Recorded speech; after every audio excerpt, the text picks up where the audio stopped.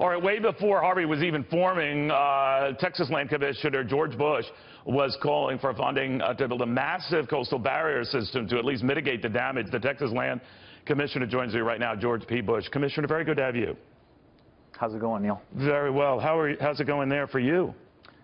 Well, we're thankfully in higher ground here in the capital city, but a lot of work is ahead. As Griff had mentioned, we'll probably see about 4 more days of precipitation in an area that will affect 12 million of our 26 million that reside in the state of Texas.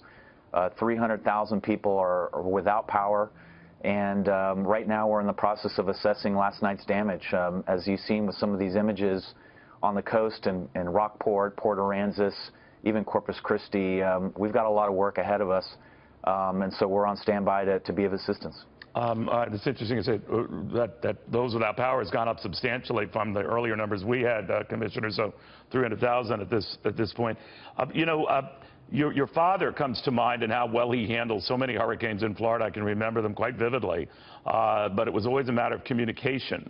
And I remember with Governor Jeb Bush, as I'm sure with you now as Texas Commissioner, the idea is to keep reminding people that safety comes first, their possessions after that. But many stick behind, as you know, Commissioner, and it's caused a bit of a difference, not a nasty one, between Texas Governor Abbott and the mayors of some cities. The Democratic mayor of Houston comes to mind, between urging an evacuation and the mayor saying that it could cause more problems than it's worth. Where do you stand on this whole thing?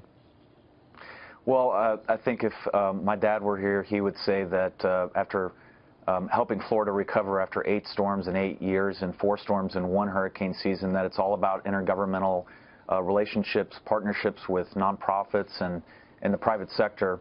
And I'm confident that we will come together as Texans. The federal government has stepped forward with pre-positioning assets in Seguin, Texas, to provide basic materials. I just hopped off a state operations center call where commodity trailers are loaded up and ready to go.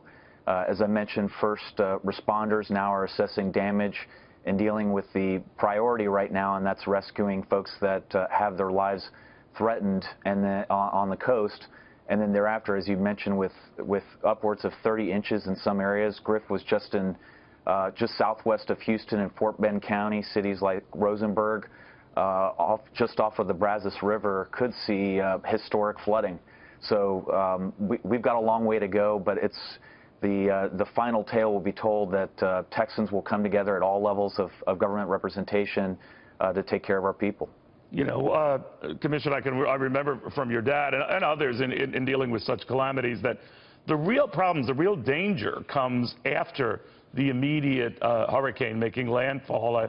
I was startled to hear 2 out of 3 deaths are attributed to sometimes days after with follow-up flooding. This one's going to have a lot of follow-up flooding, maybe biblical flooding in excess of 50 inches, depending on who you talk to. How do you deal with that? And do you advise residents in those areas, if they haven't left, to leave? Well, you hit it on the head. Over 90% of fatalities that occur after a hurricane are actually water-related, not wind-related. Right. So we are going to see some historic, we're already seeing some cars being flooded and swept off of streets. Griff had mentioned for automobile drivers throughout the state to turn around, don't drown. That's a saying that we have in Texas. We actually had 3 floods in the last 2 years. Our agency is still managing block grants to help communities recover from that, and now we'll be assisting in connection with this event. But people need to heed these warnings and take them very seriously. There's professionals committed throughout the state to make sure that we have appropriate advisories that are out there. So folks need to pay attention to National Weather Service, tune into Weather Channel, your channel, and keep abreast of this historic flooding that's about to take place off the Brazos.